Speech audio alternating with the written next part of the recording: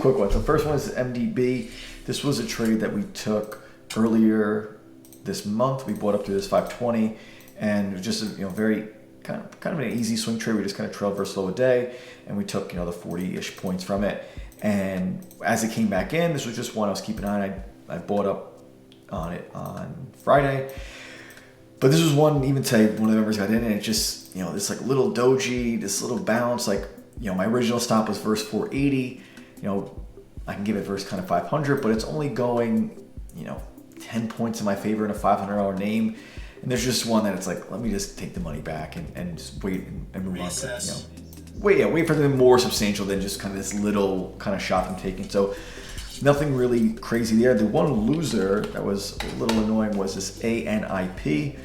And the main thing with this was, again, first of all, me not knowing how thin of a name this was. So I got ticked in. I was trying to buy above the prior higher day. So I got ticked in this day, which I was okay with. But really the proper ad was up through this 46. So I just got in a little bit too soon. Gave it versus that proper out versus that kind of earnings day low.